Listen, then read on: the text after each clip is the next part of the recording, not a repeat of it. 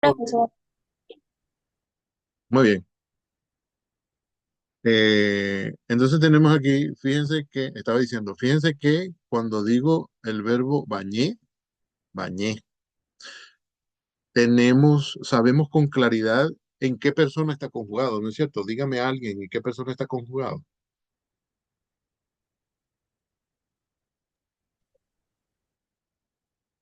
Yo, pasado, no, persona, eso es tiempo. Primera, segunda, tercera persona, primera, primera persona. Y además, en singular o en plural. O sea, ¿qué número?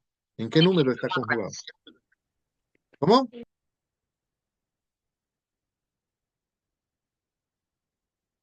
Oí una vocecita que dijo algo, pero no entendí.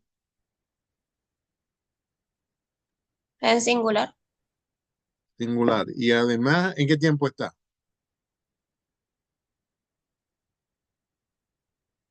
en pasado, En pasado. O para hablar con más propiedad, en pretérito. No debemos decir pretérito simple ni pasado simple. En español, el tiempo pasado se llama pasado o mejor todavía, pretérito, sin apellido. Ajá, muy bien. Pero cuando decimos habiendo llegado, fíjense, gerundio y participio. Ahí no podemos saber quién, antes de la coma. No podemos saber quién es el que está ejecutando la acción de haber, ni la acción de llegar, ni ninguna ni las dos juntas. Habiendo llegado a casa, uno se pregunta quién será, quién habrá llegado a casa. Bueno, hay que esperar que la oración termine para poderlo saber. Eh, entonces, ¿qué sucede primero? Esta es la pregunta importante en realidad. ¿La acción de llegar o la acción de bañarse? Sea quien sea que la ejecute.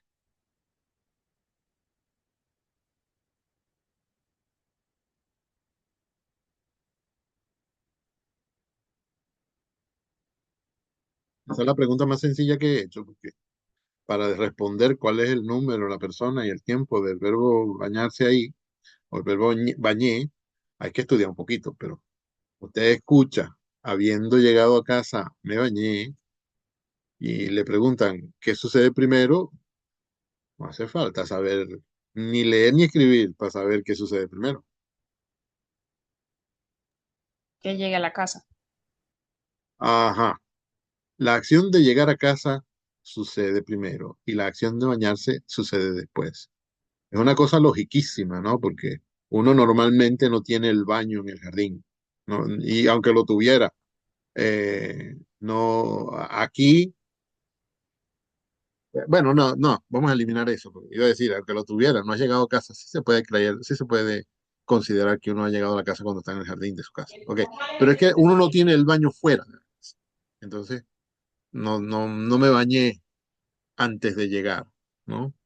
Eh, A ver, entonces aquí está claro el uso del gerundio de anterioridad. Es un solo ejemplo, un ejemplo sencillísimo. Esto se puede profundizar, se puede investigar más. Pero aquí estamos utilizando el gerundio habiendo, e incluso estamos utilizando el participio para indicar una acción anterior, gerundio de anterioridad, para expresar una acción anterior a la acción principal del verbo, al verbo principal de la oración que es bañé. Ahora vamos a ver un ejemplo de, bueno, si no hay ninguna pregunta al respecto. ¿No? Ahora entonces, muy bien, ahora vamos a hacer un ejemplo de gerundio de simultaneidad. Vamos a poner aquí una afirmación que hacen muchísimas mujeres. Las que no son feministas dicen esto. Los hombres no pueden caminar mascando chicle. ¿No es cierto que muchas mujeres eh, dicen esto? Bueno, no son feministas serias, ¿no? Este, esto es casi lo mismo que, o lo mismo que cuando los hombres dicen que las mujeres no pueden manejar porque tiene el pelo largo. Sí. Maneja mal porque es mujer, eso es una cosa absurdísima. Esto también. A ver, entonces, lo que les iba a decir es que lo que les iba a preguntar es, ¿qué sucede primero? ¿La acción de caminar o de poder caminar, que es lo que dice ahí? ¿O la acción de mascar chicle? Una forma como coloquial de decir comer chicle, ¿no? Es que uno no se come el chicle, uno simplemente lo mastica. Ah, masticar. Qué palabra formal. Díganme, ¿qué sucede primero? ¿Caminar o comer chicle? Masticar chicle. Ambos suceden al mismo tiempo porque es simultáneo. Mira, ahí estaba la respuesta en la línea anterior. Muy bien, hablar. Eso es. Las dos acciones suceden al mismo tiempo, o mejor dicho, no suceden, porque ahí lo que afirma es que no, que no sucede o que no pueden suceder, ¿no? Pero si le quitáramos el no, diríamos, los hombres pueden caminar mascando chicle o pueden mascar chicle caminando, ¿no? Las dos cosas al mismo tiempo. Pero pobrecito, su cerebro no les permite hacer semejante prodigio. A ver, ahora vamos a hacer o intentar un gerundio de posterioridad. A mí me encanta este ejemplo, que creo que es la primera vez que voy a escribir. Entraron dos hombres armados en el banco mercantil, llevándose 10 millones de bolívares. Poquito, ¿verdad? Esto es lo que suele decir el jefe de la policía cuando roban en el banco mercantil. No es que hayan robado el banco mercantil la semana pasada y el mes pasado y el año pasado. No, es que desde que yo veo noticias y hablan de un robo en un banco, por ejemplo, en algún lugar, donde sea, siempre el jefe de la policía aparece en televisión. Por cierto, los jefes de policía son una maravilla sintáctica. Maravilla porque son capaces de pasarse 4 minutos hablando y están construyendo una sola oración, ¿no? Porque cuando uno siente que ya, ay, ahí viene el final de la oración, si estuviéramos escribiendo, pondríamos un punto. ¡Ay, no! Sigue, la oración sigue, normalmente con un gerundio, ¿no? Y después cuando uno siente que ya eso está a punto de terminar, tipo, ¡ay! Otra más, otro inciso. Le agrega más información a la oración y uno dice, oye, ¿dónde va a terminar esto? Termina cuando, bueno, cuando ya contó todo el cuento, todo en una sola oración. Entonces, es muy normal que el jefe de la policía diga cosas así como esta. Entraron dos hombres armados en el banco mercantil llevándose 10 millones de bolívares. Díganme, ¿qué sucede antes y qué sucede después?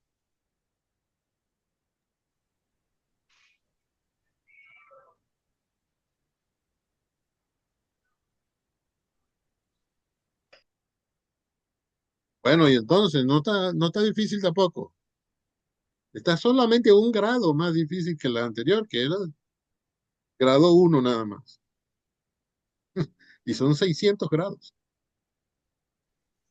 Sí, bueno, que primero los dos hombres entran armados al banco y después es que se llevan los 10 millones de bolívares. Ajá, ciertamente. No podrían llevarse la plata antes de entrar, ¿verdad?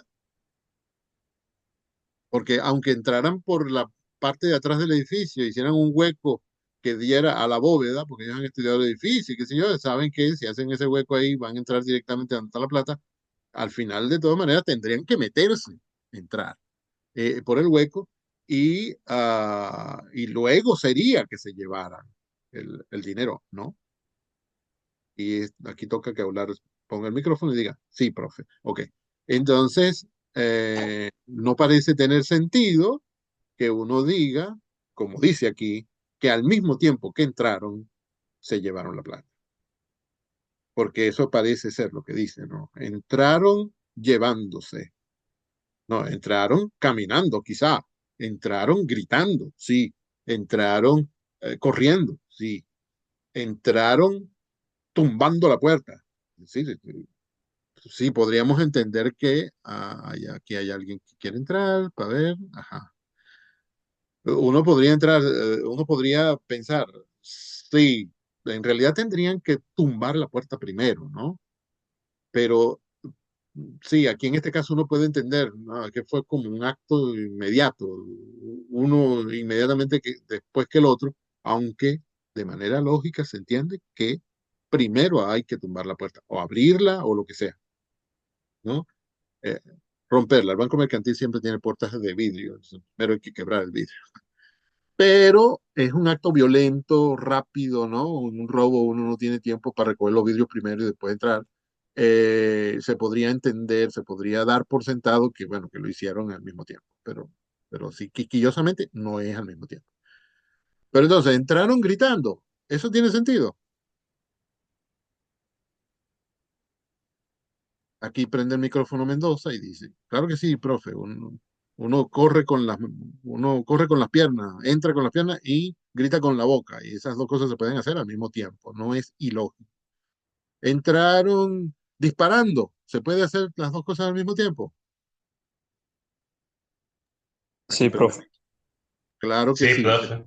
se puede hacer al mismo tiempo porque uno entra con los pies y dispara con las manos. Ok, pero entraron llevándose 10 millones. No hay como una cierta separación de tiempo entre una cosa y la otra, entre un acto y el otro. Sí.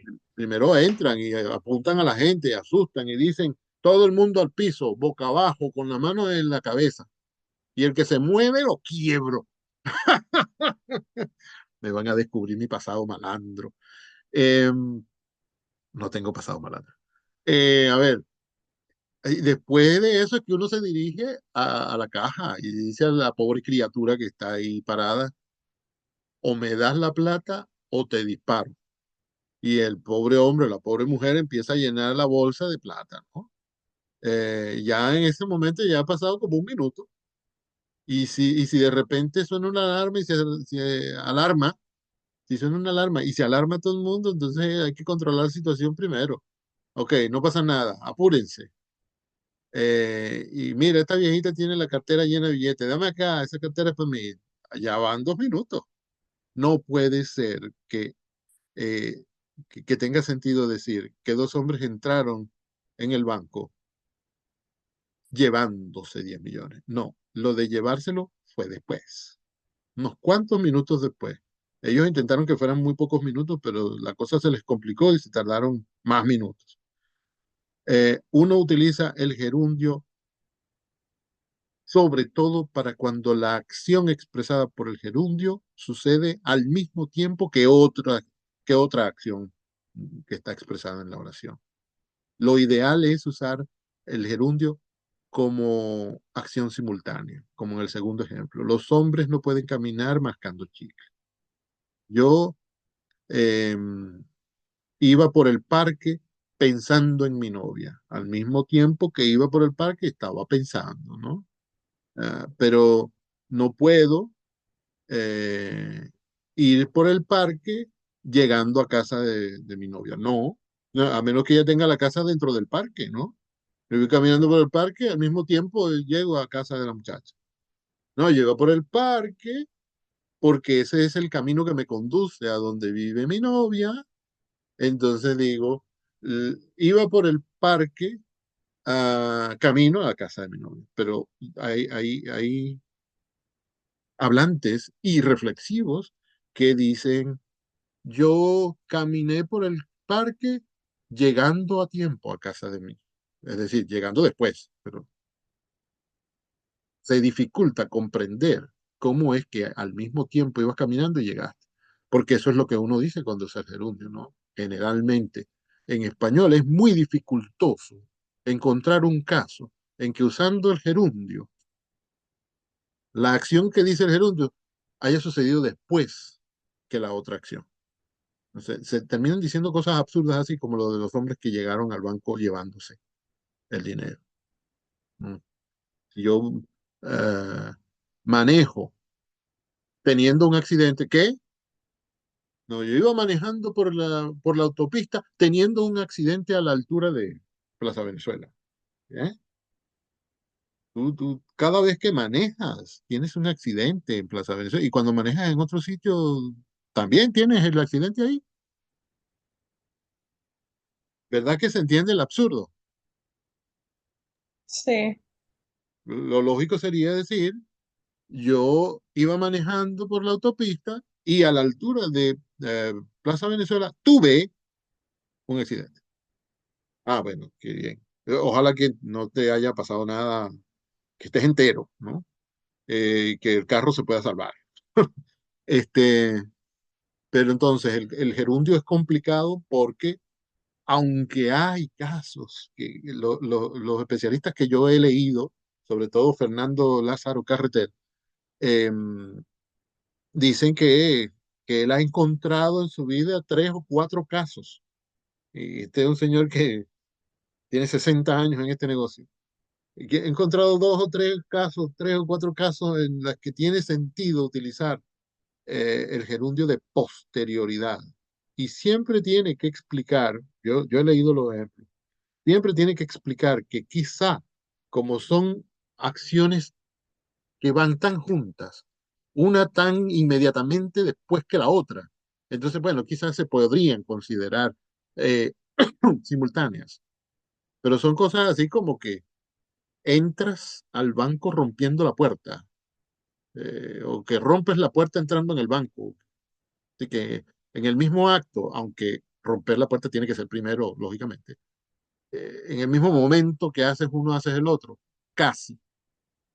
Entonces, él explica que tiene que haber una circunstancia muy, muy especial en que se note mucho que casi es la misma acción para que tenga sentido el gerundio de posterioridad.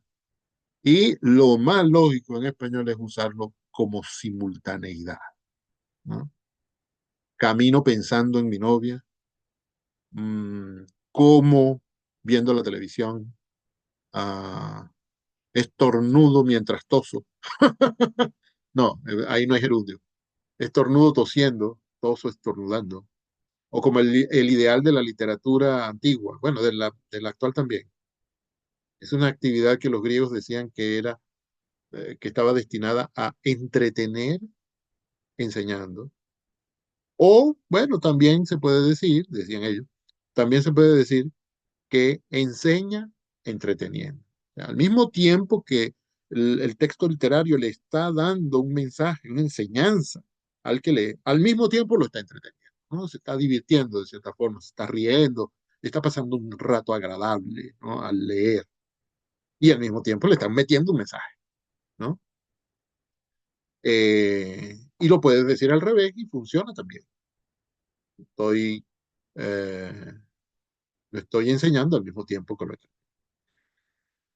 Ese es el ideal del gerundio en español, aunque también es posible y lógico y frecuente encontrar encontrar el gerundio de anterioridad, que es el primero que mencioné aquí, ¿no? Uno normalmente lo dice así: habiendo llegado a casa me bañé. Eh, no, y fíjense que usamos el verbo haber, auxiliar, ¿no? Porque el verbo principal ahí tendría que ser llegar. Ahí todavía no hay verbo porque no está conjugado, pero fíjense, no es que llegando a casa me bañé, que también es frecuente, también lo usamos todo el tiempo. Llegando a casa me bañé, pero está claro, incluso diciéndolo así, está claro que primero está la acción de llegar y después está la acción de bañarse. Sería mejor habiendo llegado a casa, me bañé, pero suena como formal, ¿verdad? Así como cuando uno va a hablar con el ministro de la Cultura. Si uno le está diciendo eso a su hermano menor, no dice, ah, mira, llegando a casa me bañé. Normalmente se puede sustituir también por al llegar a casa. Ahí no hay gerundio, pero es una fórmula equivalente que puede servirnos para comprobar si funciona o no, ¿no? Al llegar a casa me bañé. Habiendo llegado a casa me bañé. Llegando a casa me bañé. Uno le puede decir al autobusero, por ejemplo, pasando el semáforo me dejas ahí, ¿no?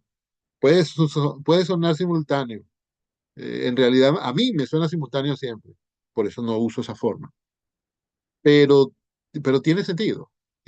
O por lo menos tiene algo de sentido. Pasando el semáforo, es decir, una vez que pases el semáforo, no antes, por favor, y no durante, no mientras estás sobre la raya. Bueno, me dejas ahí. Bueno, tratando de hacerlo breve y todo, y miren cómo me salió. ¿Hay alguna pregunta? Es extraño que no me haya interrumpido nadie para decirme, ay, profe, mi mamá usa eso así. Siempre hay alguien que dice que su mamá lo usa. De hecho, no También, es mi mamá, es mi papá. mira, iba a decir, también Ese puede ser el último, padrino de uno.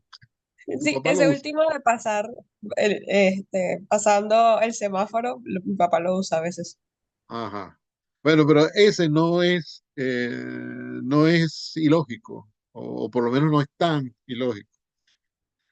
El que sí es muy ilógico, que aunque se entienda, uno no debería utilizarlo por lo menos cuando escribe, por lo menos cuando habla formalmente, es el tercero, ¿no? El de posterioridad. Este, ah, tuvieron una larga discusión disparándole fulano a sutano. Oye, desde el principio estuvo disparándole. ¿Y cómo fue que terminó discutiendo con él si ya le había disparado? Lo que toca después de dispararlo es auxiliarlo, mandarle, llevarlo al hospital. ¿Cómo va a seguir discutiendo después que le dispara la primera vez? Y después de que pasan 3 minutos le vuelves a disparar. Sigues discutiendo, ¿no? Porque eso es lo que hace pensar cuando uno dice, este, discutieron disparándole. Eso no fue una discusión, eso fue un tiroteo. Y esto de que los hombres que entran al banco llevándose 10 millones, eso no fue un robo, eso fue un acto de magia. Al mismo tiempo que estaban entrando, se estaban llevando, estaban saliendo con los 10 millones en la mano. Bueno, una vez que uno empieza a reflexionar sobre esto y empieza a leer sobre eso, porque también hay que ponerse a leer, esto que yo acabo de decir es lo más sencillo que van a encontrar, tiene más masa y más mazamorra, como diría Luisa Teresa Arenas, detrás de esto. Eh, una vez que uno empieza a familiarizarse con este asunto, que uno lo reflexiona y lo estudia, empieza a oír los ejemplos todo el tiempo y empieza a decir, eso no es lógico. Quiere decir tal cosa, pero eso no se debería decir así porque eh, está diciendo, a veces uno llega a decir lo contrario a lo que desea decir, nada más por usar el gerundio en cualquier parte. Aquí tengo que hacer paréntesis que no debería ser paréntesis. Van a empezar a oír a la gente decir eso así, pero ustedes no se van a poner impertinentes a correr a la gente por ahí en la calle. A la gente que no estudia lo mismo que ustedes y que por tanto no tiene dónde poner eso para que les sea útil. Pues si le va a ser útil, magnífico. Yo lo estoy diciendo a ustedes porque a ustedes les va a ser útil, utilísimo, ¿no? Es mi obligación. Si les va a ser útil, lo digo. Estoy dedicando una clase a esto. Así de importante será. Pero no, usted oye que el mesonero le dice, este, le traje el plato, eh, no sé, le traje el plato comiéndoselo usted. Te querrá decir que inmediatamente cuando le trajo el plato te lo comiste, ¿no? No se me ocurre un buen ejemplo. Pero usted no le va a decir, no, señor, el gerundio de posterioridad no se usa en esta ocasión. Pues, no, eso es una impertinencia. Es mejor, miren chicos, es mejor hablar mal y tener amigos que hablar como Andrés Bello, que por lo demás no se puede, porque ni Andrés Bello hablaba perfectamente.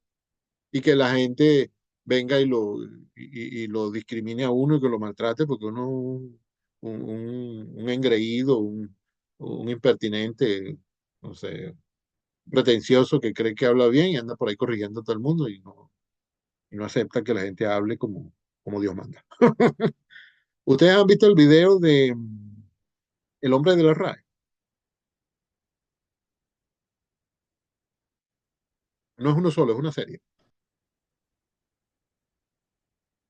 A ver, Héctor, ¿qué ibas a decir? Iba a decir que no había escuchado de eso. Ay, pues tenés que decirlo porque yo me quedé esperando. No, sí, hay un comediante español que se llama José Mota, que, que hizo una serie en su programa, una serie de videos sobre, no, una serie de videos protagonizados por un personaje que él creó, que lo personifica él mismo, que se llama El hombre de la RAE. Siempre aparece una escena en que está alguien conversando con otra persona, hablando por teléfono, lo que sea, cualquier situación. Hay uno que este, están robando en una casa, y entonces viene el ladrón y dice, no sé qué palabra, un error, ¿no? Y aparece el hombre de la RAE por la ventana, una noche de tormenta, ¿no? Señor, ay, perdón, perdón. Llega el tipo y dice, señor, disculpe, pero usted está utilizando un gerundio de posterioridad que no tiene sentido en el caso que nos atañe, porque bla, bla, bla, tal y cual, ¿no? Lo explica muy bien, por cierto. Y entonces el ladrón con la pistola en la mano, confundido, mirando para allá y para acá, y le dice, hombre, ¿de qué habla usted? ¿No? Y entonces le dice, bueno, del mal uso que solemos hacer de la preposición tal y no sé cuál. Y el ladrón, fastidiado de eso, porque lo que está ahí es apurado, robándose lo que se tiene que robar y tratando de que no llegue la policía y lo atrape. Y entonces le dice, ¿y usted quién es? Y el hombre de la RAE dice, yo soy el hombre de la RAE. Y empieza un baile, una música, ¿no? Y entonces empieza a cantar la canción que siempre canta el hombre de la RAE. Comiquísimo. Cuando terminemos, les voy a mandar alguno de esos videos. Si tardo, recuérdenmelo. Ah, bueno, voy a tardar porque después hay clases con segundo año. Pero recuérdenmelo, por favor, porque se puede trastabillar eso por alguna razón. Traspapelar sería mejor. ¿Y usted quién es? El hombre de la RAE.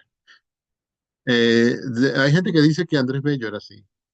A mí me cuesta muchísimo imaginarme, no que hacía esos espectáculos, sino que corregía impertinentemente a la gente. A mí me cuesta mucho imaginarme a Andrés Bello haciendo eso. Eh, Porque Andrés Bello no era un diletante que iba por ahí coleccionando posibles errores de la lengua, ¿no? Lo que hacía Andrés Bello era muchísimo más profundo. Andrés Bello estudiaba la lengua, no los errores que comete la gente en el habla cotidiana. Y bueno, a lo mejor los he estudiado también, pero que no es para eso que uno se mete en este camino. No es para eso que uno estudia lingüística. Eh, Además, no sé si hubiera podido tener tantos hijos si se lo pasara corrigiendo a su esposa cada rato. Porque Andrés Bello tuvo como 20 hijos y, y siempre cuentan un cuento, un chiste que me parece medio malo también. El chiste de que Andrés Bello llega un día temprano a casa y encuentra a la esposa con otro hombre en la cama, ¿no? Y le dice, eh, ella le dice, Andrés, estoy sorprendida. Y él le dice, no, tú estás. No, ella le dice, Andrés, estoy estupefacta. Y él le dice, no, tú estás sorprendida, estupefacto estoy yo. Yo dudo mucho que Andrés Bello tuviera esa conducta, pero quién sabe. O sea, lo creo un tipo mucho más serio que eso. No serio porque no se riera, no, se tomaba la lengua como una disciplina seria, no para andar haciendo esas correcciones mínimas, impertinentes, ociosas, ¿no? Que no sirven para nada porque si no le estás enseñando algo a alguien, no sirve de nada, ¿no? Para eso es que estudias. Uno tiene que utilizar esto para algo útil, ¿no? Si es para enseñarle algo a alguien, magnífico. Pero si se lo dices a alguien que no lo va a poder poner en la gavetita correspondiente para que la próxima vez lo use bien, entonces hay tiempo perdido, saliva perdida y un amigo perdido, porque entre comillas, ignorante puede ser tu amigo, pero si te pones a corregirlo todos los días, el tipo no se va a querer juntar contigo. No, ¿quién va a querer? Entonces, mis hijos, ¿qué es lo que sigue aquí? ¿Hay alguna pregunta? Muy bien. El siguiente punto que viene, que ahora ya queda poco tiempo, es el de los planes de texto sin ideas o con títulos de capítulos. Esto quiere decir que, aunque yo no estaba pidiendo el plan de texto, algunos de ustedes lo pusieron, ¿no? Eh, y a mí me parece muy bien que lo pongan, ¿no? No me opongo. Cuando el trabajo trae el plan de texto, yo observo, miro, leo el plan Y a veces hasta me digo, sí, esto va a ser un buen texto, y termina siendo un buen texto, porque el plan está bien, entonces el texto no tiene otro remedio sino estar bien. No hay otra salida. Y a veces me digo, bueno, la mayoría de las veces me digo, no, esto está muy disparatado, está desordenado, está no, inconexo, lo que sea. Y al final el texto está así. Pero últimamente he descubierto, el año pasado y este, he descubierto unos planes que hablan de una cosa y el texto habla de otra. Yo me digo, ¿qué pasó aquí? Que este plan no tiene relación con el texto, ni viceversa. Eh, y hay unos planes que me encuentro siempre que, que ponen 10 puntos, 10 ideas principales, digamos, lo cual equivaldría a 10 párrafos. Y después el plan tiene, el texto tiene 4 párrafos nada más. Y al revés, ¿no? En estos días me encontré ya no sé si en lengua uno o lengua 2, un plan que tenía una sola idea principal, que se desglosaba en 3 o 4, pero era una idea principal. Las 3 o 4 eran secundarias. Yo puse, no he leído el texto, pero me estoy esperando un solo párrafo, porque hay una sola idea principal. Que por cierto, un texto tiene que tener introducción, desarrollo y conclusión. Es decir, que por lo menos 3 ideas tendría que haber, 3 principales tendría que haber en todo plan y en todo texto, porque tiene que haber 3 partes, ¿no? No vas a hacer las tres partes del texto con la misma ideita, aunque sea una ideota, como diría la Chilindrina. Que trataba de decirle idiota al chavo. Eh, entonces, un plan de texto no se puede armar con una sola idea. Texto, mucho menos, porque por lo menos 3 tiene que haber. Y siendo el desarrollo la parte más gruesa, la que tiene que tener más contenido, quizás sería sensato poner más de una idea principal en el desarrollo. Pero este no es exactamente el punto del que quiero hablarles con esta anotación. El punto es que am, la mayoría de los estudiantes, por lo menos en esta última evaluación, eh, hacen el plan de texto sin ideas. ¿Qué quiere decir eso, profe? ¿Cómo que sin ideas? Bueno, dicen, por ejemplo, los problemas económicos de Venezuela, podría ser el título. Entonces ponen, uno, la inflación. 1.1, el precio lo- de la alimentación. 1.2, el precio del transporte. 1.3, el precio del colegio. Ajá, ahí tenemos la primera idea principal con 3 ideas secundarias. Ok, bueno, ok, entre comillas. 2, eh, la delincuencia. 2.1, la impunidad. 2.2, eh, la educación en el hogar. 2.3, las cárceles llenas. Las cárceles. Entonces yo me digo, bueno, ¿y dónde están las ideas aquí? Se supone que si pone uno, un número entero, un solo numerito, uno, inflación, y después 2, delincuencia. Esos son 2 grandes problemas en Venezuela. Ok, pero esto es simplemente el nombre del problema. No es el problema, no es la expresión del problema. No estás dando una idea que quieres mencionar o explicar o defender o lo que sea con respecto a eso. En lugar de decir, uno, inflación, o bien podríamos decir, eh, la inflación es reportada en todas las encuestas como el principal problema que sufren los venezolanos. Ya se dan cuenta, por lo menos con el número de palabras, que hay una gran diferencia con decir simplemente inflación, ¿no? Porque te dice inflación y bien podría ser que la idea que vas a decir es la inflación ha sido controlada desde hace años por el gobierno, gracias a una estrategia económica sólida, ¿no? Si pone inflación solamente, puede ser una cosa, puede ser la otra. Y sobre todo cuando esto lo va a examinar un evaluador, ¿no? Que va a examinar, a evaluar. cuánta destreza he adquirido sobre este asunto. Sobre todo en esta situación, uno debería lucirse y poner las ideas completas, ¿no? Hay estudiantes que ponen simplemente, van un poquito más allá, pero sigue siendo una idea incompleta o una falta de idea. Que yo no dudo que ustedes tengan esas ideas, claro que las tienen, pero en el plan de texto hay que expresarlas.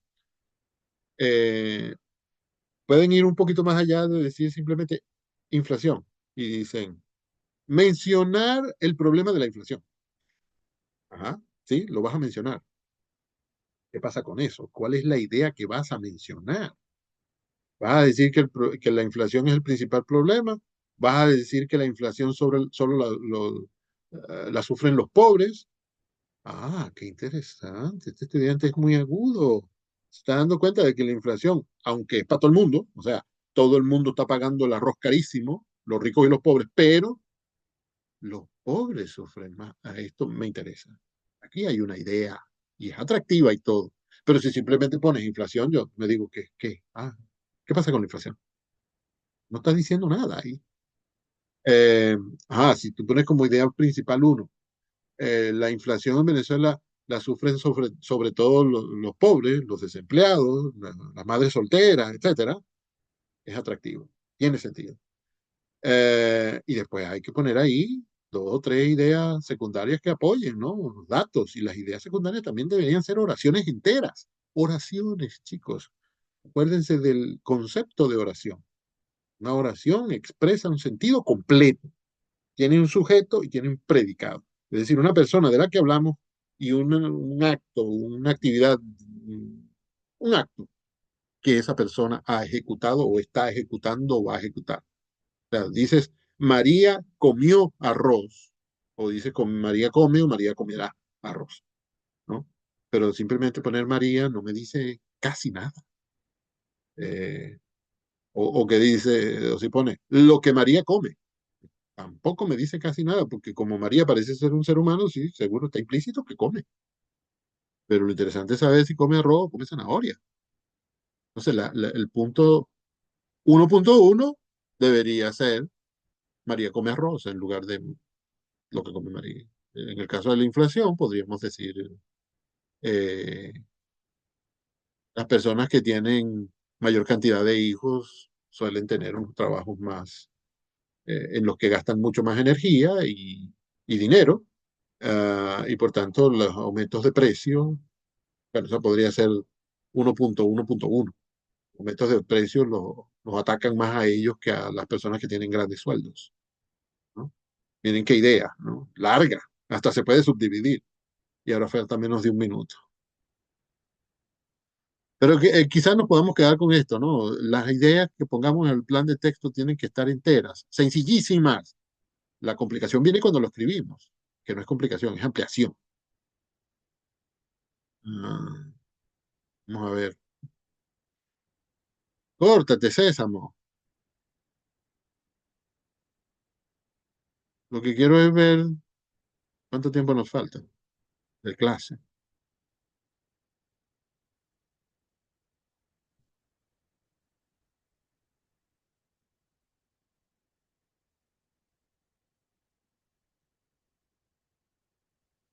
Terminamos a las...